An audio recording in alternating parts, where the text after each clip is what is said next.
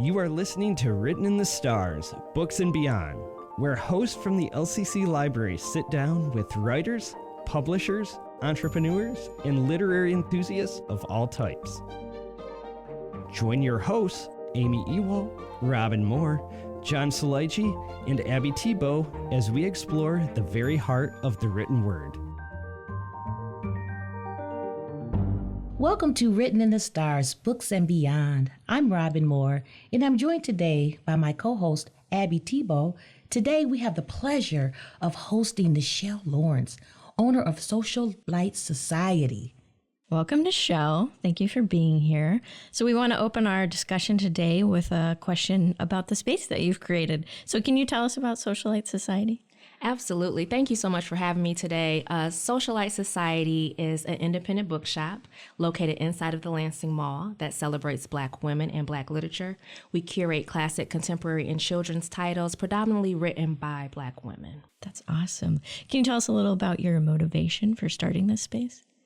Sure. So a few years ago, back in 2017, my husband took me on a date. And it was his idea to stop at a local bookstore before we went to dinner. I've always loved reading, always been an avid reader. So we go inside this bookstore and I go directly to the section that's labeled Women of Color. And perhaps you can imagine, I was a little bit disappointed, right, when I saw it. You could tell that it was there just to check a box, and you could tell that a woman of color had not been consulted when it came to this curation. It looked so cliche, unkept. I left the store very, very disappointed. I've always had a very entrepreneurial spirit. And so we spent the rest of that date night talking about how I could create a space that would celebrate Black women, or a place where women could go in, they could feel seen, and that they could feel celebrated, and never have to feel the way that I felt that night walking into that bookstore. Wow, that's a little heavy, but I'm glad you stepped out there and did something like that for Absolutely. the community. So, Nyshell, when I went on your website and I was learning a little bit about you, you are a person of many hats. So, can you tell the listener about those hats that you wear? And the hat that you have on today is just too cute. Thank you. Thank you. We are, Socialight Society is the home of the Black Girl Beret. So you'll see me wearing that often. But yeah, so I do wear many hats. Prior to opening Socialight Society, I was a stay-at-home mom. I have 4 daughters who range in age from 5 to 16. And then beyond that, I also work with others to help brand their businesses. I design websites, I do graphic design. So those are a bunch of things that I do when we're thinking about business. And then beyond that, I write poetry. I'm an author as well. And so I'm always, finding creative things to do. So definitely a whole bunch of hats. Yes. And an activist. Some would say, yes. Yes, you are. I can tell you've got a real cute style. So, so when someone visits Socialight Society, what do you want them to walk away with?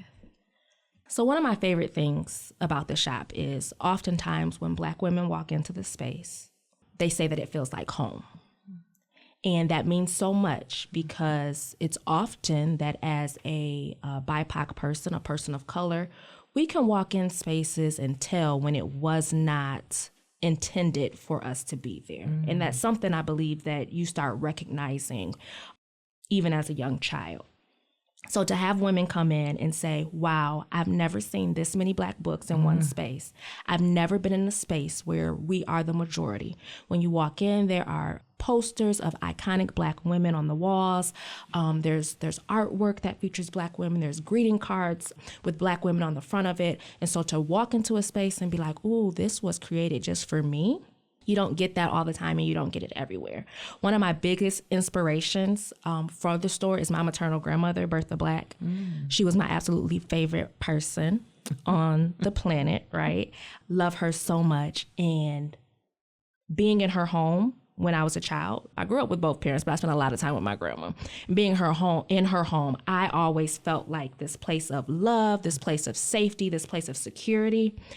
And that's what I tried to build inside Socialight Society. And so when women come in and we start getting tears, folks are crying, I don't know what this is. It's just an overwhelming feeling. I'm like, oh yeah, you feeling what I felt at my grandma's house. And it just makes me so happy. Wow. Yeah, that's great. Yeah, feeling the love. Absolutely. Feeling the love. Thanks for creating that Yes. space. Yes. Oh my. And you also have stickers, because I have a couple stickers from your Oh, yes, story. we have lots Yes, of stickers. Lots of stickers. Lots of stickers, lots of buttons. Yes. You've got some good gift things going on over Oh, there. yes. Yeah. Oh, yes. Yeah, you had a good time in her Yeah, store, didn't you? yeah. I came by. I got a bookmark that I'm going to send to a friend because I know she'll love it. Yeah, yeah. So, activism. Yeah, that beret, activism. How does Socialight Society work as a tool for activism in the Lansing community? I always find it interesting when people bring up that word to me, activism. Talk about it. Because I feel like growing up, I always pictured an activist as someone who was at the front of a protest, right? We're walking for these causes, and I always kind of pictured myself as the person that bought the water and handed that out, at the end, right? So calling myself an activist isn't something that I've always done. Recently, though, I read a book that came out in July by Ebony Janice, and it's called All the Black Girls Are Activists. And it talks about how Black women are activists just by simply being, because we're surviving, right? We're doing what needs to be done. Therefore, we are activists. And so I say that celebration is my activism. And by having a space that celebrates Black women, that is loud about the fact that we celebrate Black women. You walk into the Lansing Mall, there is a space that is here with that intention that I use definitely as my activism. I come from the belief that if we take care of Black women, who tend to be at the front of every cause, Black women fight for everybody, whether it directly affects us or not. If there's something that you want done, there's a fight that needs to be had, you're going to find Black women in front of it. And so I believe if we celebrate Black women, if we continue to take care of Black women, everybody else is going to be set. Wow, that is deep, heavy, and impactful. And you're making an impact in the community with the space that you've created for not only for us. Absolutely. For us. I'm going to say that, for us. So you are an activist in your own right. And yeah, thank you for that. And activism, comes in so many different, it looks different in so many different ways. You don't have to be the one at the forefront of the protest. There's so many more things you can do. There's so many ways to support people. That's some of what we try to do here at the library is, we try to make a quiet difference and get people what they need. We're not advertising it the same way, but we want to make sure people have their needs met and can succeed. Yeah. In creating that space, we've created a space that's inclusive. Yes. Because that's extremely important. It's so we are, I think, on the forefront also. What do you say? Yeah. I think we're doing our best with what we have, That's it. Absolutely. So how do you see Socialight Society evolving in the future? Ooh, that feels like such a loaded question. Just because I say all the time that the Socialight Society that exists currently is not the Socialight Society that I envisioned when I first thought about creating this space, right? I feel like I am at point A, maybe point A and a half, right? There are so many more things to do. When I think about Socialight Society, I imagine various stores, perhaps not all with the same focus of Black women, but expanding that when it comes to celebrating others and creating a space. And, I feel like I say Black women like 1,000 times, right? Because I believe that is important, but also in saying that, that's not excluding anyone else, right? And I think sometimes we forget that in celebration of one, that doesn't mean that we're necessarily putting another down. That just means this is what the focus is for right now, right? So right now we are definitely focused on curating this literature by Black women and making sure that it's in the forefront. I'm not exactly sure what the future holds, but I think it's going to be more of the same, but much bigger, much grander, and making a much bigger impact in more spaces than just Lansing. Amazing. Do you have like a central philosophy that you work from, kind of in how you envision things going, or? No, we just kind of wait and see what happens. Yeah. That's okay. I think that's a good philosophy too, honestly. No, absolutely. Just letting it kind of organically grow and evolve. Remembering, though, what the purpose was in the beginning, which is that celebration, right? Funny thing about being in retail or being in a public space, everyone comes in with ideas and opinions, and oftentimes they are really good ideas, but I have to reflect, like, does this line up with what the vision is, right? If I carry this out, like, I want to make everybody happy, right? But if I do this, is this going to take away from what the original intent was? So that's very big for me. Now, I have a question. So I'm curious, what did you envision? What did you envision for your space? Because I heard you say that you kind of went a different direction. So what was your initial thought about the space you wanted to create? Well, in all honesty, I never imagined that I would be inside of a mall. No, I didn't imagine that. I wasn't sure exactly where in Lansing, right? But I just think sometimes when you think about a bookstore, especially an independent bookstore, you think about a place where there's like a sidewalk and I can, put little signs out and, Old Town. Perhaps. Also, I did not think that this was something that I would start so soon in life because my children are so small and they still need a lot of attention, right? And so I imagined that I would be this cute little old lady sitting behind the desk of my bookstore with my gray hair and, folks come in and I'd be like, hey, baby, what kind of book you looking for, right? But actually, there was a contest that happened, Lansing Built to Last, and it happened a couple years ago. And one of my friends encouraged me to apply. And so that's really what got this ball rolling in this time. And so in entering that contest, I did not win, but we came in top 5. And that experience let me know that this was a space that people in Lansing wanted.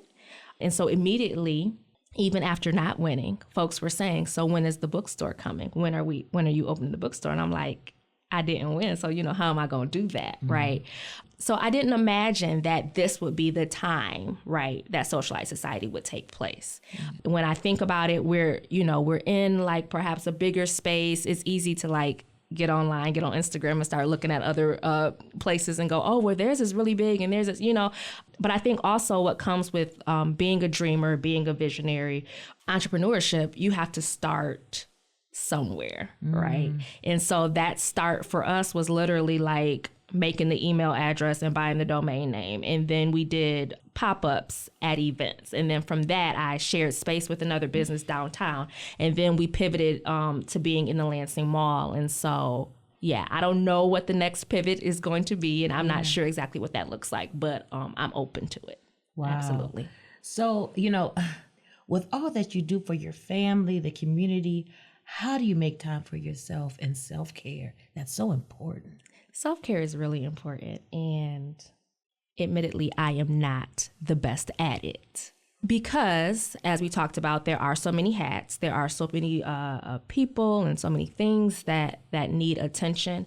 I try to make sure, though, that I do things that will fill me. So whether that is reading a book that's just for leisure, like I don't have to report on it. I don't feel the need that I have to like share about it on social media. This is just for me, right?